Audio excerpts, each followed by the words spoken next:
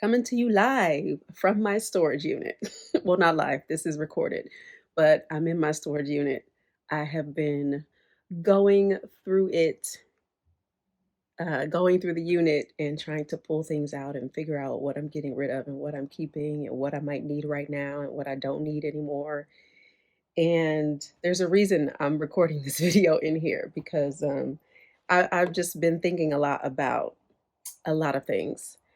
Um, so it's relevant, I promise. I'm going to come back around to being in the storage unit.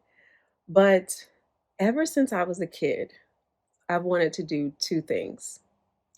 I've wanted to travel the world and I wanted to be an actor, be a performer. And when I was a kid, I would watch TV shows. I would watch PBS, which is like public network, public television in the US. And they would show clips of operas and musicals and ballets and different music videos of, opera songs and all of these different artistic things. And I would always imagine myself doing whatever it was that they were doing. I really wanted to perform. And I would also watch TV shows. And even though I wanted to be on TV, there was some part of me that felt like it was wrong because this is how my child brain was working. Because I would see people on TV shows doing wrong things, doing bad things. And I would be like, well, I can't do that because they're all doing bad things. And I think maybe it's a sin to be on TV because people seem to be doing bad things on TV. That's how my brain was working as a kid. But but I really wanted to perform. I really wanted to be an actor, and I also wanted to travel. I knew as a kid that I wanted to go to Africa and Australia. Haven't been to Australia yet, but I have been to multiple African countries, as you all know by now. Um, and at the time, I didn't know that Africa was a continent of so many countries and so many languages and so many cultures of people and so many um, tribes of people and all of those things. I had no concept of that when I was a kid. I just knew I wanted to go. I just knew I wanted to go to Africa. I had heard about this place and I just knew I wanted to go. And so those were the two things I wanted to do as a kid. I wanted to travel and I wanted to perform. And as an adult, I am very, very blessed because those were my prayers. And my adult life has been full of travel and performing. I have done international theater. I've worked on a cruise ship many years ago. I was a singer on a cruise ship. Um, I've worked in theater internationally. I've worked in theater throughout the United States. I've been on Broadway twice. I've been off Broadway. I've done a TV show that is growing in popularity right now, The Promised Land, if you haven't seen it yet. I've been in movies. I've done scripted podcasts. I've done voiceovers. I've recorded an audiobook. I've done all of those things. And I've also traveled. And what has been a blessing for me is that much of my acting career has included travel. I lived in New York. I would audition for something in New York, a show that was happening somewhere else in the United States. I would audition in New York. I would book the show and I would go to do the show. Or when I was on tour for 6 years, I was in a different city every month or every 4 to 8 weeks. I was in a different city. Um, I've traveled internationally for work, and so it's been a blessing that I've been able to travel and I've been able to be a performer. Those are the two things that I prayed to be, that I prayed for as a kid and even as an adult. And the reality of that is that not sometimes, I think all the time, we pray for things that we desire for ourselves, for our lives, or even for other people. And in our minds, we have a picture of what that thing looks like, what it looks like to accomplish that thing. We have a very specific picture, an idea of what it's going to look like. But the idea doesn't include everything. What it actually ends up looking like doesn't include everything. And for me, what it has looked like, that dream coming true of traveling and performing, has looked like all of my worldly possessions in a storage unit for the past 2 years. which is not glamorous at all. People see when you're an actor, people see you on red carpets, or they see you at the movie premiere, they see you at the Broadway opening of the show, or they see you making your Broadway debut, they see you um, on the big screen or on the small screen or a medium sized screen, whatever size screen, and they see you jet setting and they see you doing all of these things, but they don't see the behind the scenes. The behind the scenes is having to make a quick move from LA to New York. So you got to throw all your stuff in a storage unit because you don't have time to figure it out. You don't have time to trek it across the country with you. So you just put everything in a storage unit. Or, traveling overseas and your stuff is still in the storage unit, but you haven't had time to get it out and get an apartment yet and all of those things. So that's like the behind the scenes that people don't see. And that is one of the reasons why I decided to do this video in here. I like to, if you watch any of my videos, you will see that I like to have a beautiful background. I love to have flowers behind me, or, the ocean, or a pool, or beautiful artwork, or something. I love to make videos when there's something beautiful behind me. I just like beauty. But this is like the not beautiful part. There's like a huge queen size bed right here that I'm trying to sell. And there's like boxes all around me, and this chair that I love and is super comfy and I'm also trying to sell, and boxes in front of me, and just all of my things. And when I tell people, yeah, I got this storage unit, I gotta figure it out, and people say, just get rid of everything, get rid of everything. And I'm like, well, there are things in there that I definitely want to get rid of, but I can't get rid of everything because this is my life. This is things that I've collected on my travels, art that I've collected on my travels, books that I love, that I have read or want to read, um, just little trinkets and things that are keepsakes for me. My college degree is in here somewhere. Clothes that I love that I, can't carry with me everywhere I go. So the reality is that there are a lot of things in here that I'm going to get rid of, that I've been trying to get rid of and I hope to get rid of soon. But there are also many things in here that I'm going to keep, because they are important to me, because they hold memories to me. And when I finally do settle someplace, when I finally move into my home, wherever that is, I can't wait to put my artwork on the walls. I can't wait to put my keepsakes that I bought the first time I was in Ghana, or even this most recent time in Ghana or Kenya, to put those on a mantle or put them on a table, or whatever, to hang all my clothes in the closet. I'm looking forward to that day. But until that day, my stuff is in a storage unit. And this is the unglamorous part of getting what you prayed for. This is the unglamorous part. What's interesting about getting what you prayed for? Another unglamorous part is, as an actor, I spent most of my career doing theater, and a good chunk of my career doing The Lion King, um, both on the North American tour and on Broadway. And when I moved from New York to LA, I didn't want to live in New York anymore. I was done. The city was exhausting to me. And I felt like I wanted to kind of dive into the world of TV and film. And I wanted to live in a place that didn't get cold winters and snow and, crazy rainstorms and all of those things. I wanted to see palm trees, and I wanted the ocean to be nearby, and I wanted sun most of the year. And so I moved to LA. And I remember thinking, this was probably 2024, as I was watching my contemporaries, people who I had done theater with, people who um, people who I had done shows with, people who I had auditioned with, and I was watching people get to the point in their careers where they were ascending to leading roles. And most of the people I'm thinking about are women. So they were having their opportunity to get their leading lady turn on Broadway. And I remember thinking, man, maybe I just missed my chance to be a leading lady on Broadway. Maybe I just missed my turn. I guess, I don't know. It just didn't happen for me. And then I booked Gypsy, where I was the standby for the leading lady. And I was like, oh, this is God telling me that no, you didn't miss your chance. I still got something for you. And unfortunately, that ended up being very much a learning experience, but not super enjoyable.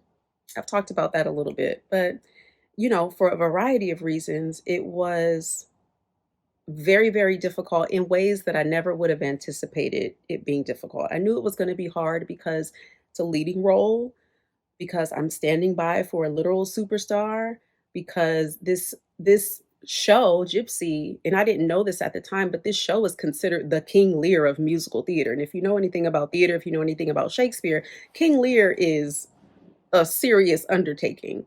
And this show was considered the King Lear of musical theater. I didn't know that at the time. I know that now.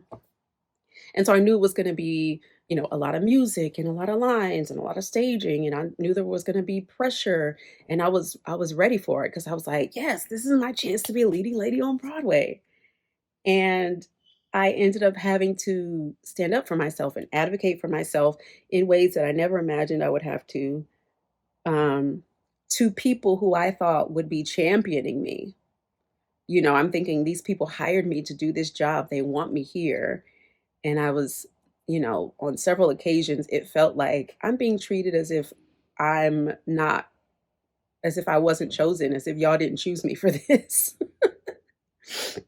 So it was interesting. It's like, you get the blessing of this huge opportunity, this major position to be a leading lady on Broadway. And the experience is kind of like this, like, oh, this is not what this was supposed to be. At least this is not what I thought it was going to be. And like I say, I still consider it a blessing. I still believe that it was for me. I still believe that it was for me to do, because the things that I learned and the fortification that I gained could only be gained in a difficult situation like that. So I'm still thankful for it. But that's another example of, like, the behind the scenes do not look like the shiny, sparkly thing that you think you're going to get, or that you feel like you're supposed to get, or even that other people think you're getting. Other people think you're having this amazing experience, and you're like, actually, ooh, it's rough over here. So, like, that is the joy and the pain, the beauty and the not so beautiful, the reality of getting what you prayed for. Because yes, it's a dream come true. You know, I am so very thankful, fortunate, blessed to have experienced multiple dreams coming true in my life. And I don't take that lightly, because I recognize that there are people who dream things that never happened for them. And then there are people who are in situations, whether it's a situation they grew up in or just the way their life has gone, they don't even dream. The concept of dreaming is so far removed from them because they're so concentrated on survival that they don't even think I'm allowed to imagine a life other than the life that I'm living. And so I'm very thankful that I have been very blessed to dream and dream again and dream again and dream again. Um, But the reality, well, not but, and the reality of dreams coming true is that sometimes the behind the scenes look a little less shiny than the thing out front, you know? Um, the flying from here to there and the having the different experiences in different countries, and um, again, dream come true. Having to put all of my things in storage and figure out what I'm going to do with it, not necessarily something I dreamt about, but it's a reality of the situation. And so I think it's important to remember that. And it's not to discourage you at all. It's not to discourage anyone from dreaming. It's not to discourage anyone from going after what they desire. It's just to give another side of the reality of, when you dream, when you go after the life you desire, when God blesses you with the things you have dreamt of, there are going to be realities that you didn't think about, that you're like, man, this part hurts, or this part kind of sucks. I had a serious moment the other day. I had a little breakdown. I had a little tear-filled breakdown with my mom because I was just thinking about, you know, the reality of travel is I'm constantly dragging suitcases. All my stuff is in storage because I haven't lived anywhere solid for 2 years. I haven't lived anywhere solid for 2 years. Everywhere has been temporary, and I've known that it was going to be temporary for 2 years. And I think a lot of people might go crazy about that. Um, but I was just having a moment of frustration. I was having a moment of frustration and had to cry it out. And thankfully, my mom was very gracious and listening and offering up suggestions and all of these things. But that's the reality of it. Um, and that's also the reality of being strong. I think a lot of times we assume that we see people living a certain way or we see people doing a certain thing, we see people achieving things, and we're like, oh man, they're so strong, they're so smart, they're so whatever, they're so whatever. But strength and confidence and intelligence doesn't mean that you're less human. We see people doing things and we see how strong they are, we see how confident they are, and we assume that that's how they feel all the time.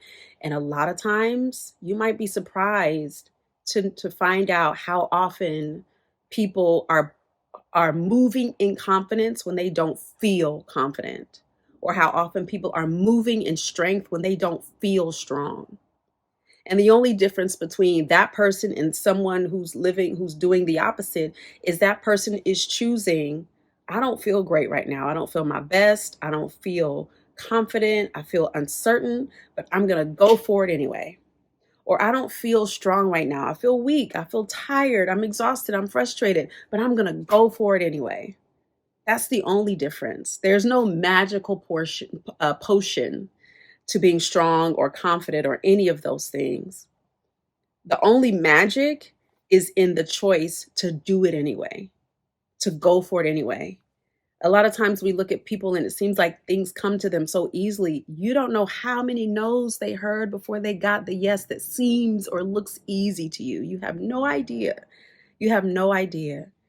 So don't put people on pedestals when you see that they're strong or when you see that they're confident. Recognize that they are moving in their strength, they are moving in their confidence, and they may not feel that way, but they're choosing that. They're choosing confidence, they're choosing strength.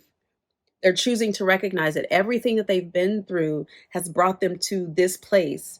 And they're going to take all of the fortification that they have to get them through this next thing. And that's what makes them strong. That's what makes them confident. If you look at a bodybuilder, that didn't happen overnight. They went to the gym, they lifted 5 pounds, it was heavy. They kept lifting 5 pounds until it was easy. Then they lifted 10 pounds, it was heavy. They kept lifting 10 pounds until it was easy. Then they lifted 15 pounds, it was heavy. They kept lifting 15 pounds until it was easy, and so on and so on and so on and so on. The only way you get stronger is by doing the hard thing until it's less hard, and then making it harder, doing the harder thing until it's less hard, and then doing the harder thing until it's less hard. And that's how you build strength. That's how you build confidence. Even when you're struggling, even when you're like struggling to get one rep in, I got it. They might be grunting, they might be groaning, they might be screaming, they got veins popping out, they got sweat pouring, but they're doing it.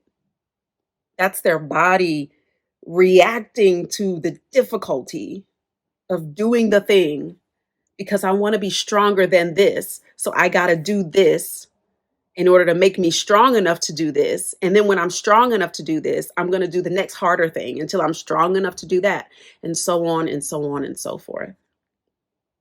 So I just wanted to share a little BTS of what life is looking like right now. Me in my storage unit. Blessings come with behind the scenes realities that most people don't see, but that doesn't make them any less a blessing. So, whatever you're praying for, whatever you're wanting God to do for you, whatever you're pushing toward, whatever blessing or dream come true it is, keep going for it. but also recognize that there will be behind the scenes that won't look as glamorous as the thing on the surface. There will be things that are hard and maybe frustrating, things that maybe make you cry, that don't match what you think the reality is going to be, but it's part of the package. It's part of the package. Everybody has a BTS. Everybody has a behind the scenes. Everybody may not show it to you, like I am today in my storage unit, but everybody has one. So yeah, that's the reality of what's happening today. If you don't know me by now, my name is Tryphena Wade. I'm an actress, Broadway, TV, and film. I'm a certified master life coach. I'm a globetrotter, and I'm coming to you live from my unglamorous storage unit that I am going to be working diligently over the next few weeks to clean out. If you haven't subscribed yet, make sure you do that. I have a goal of getting to 10,000 subscribers. Hopefully by the end of the year. We'll see if it happens. I would love it. But if you watched this video and you enjoyed it, subscribe. If you watched this video and you didn't enjoy it, subscribe. Share it with a friend and come back for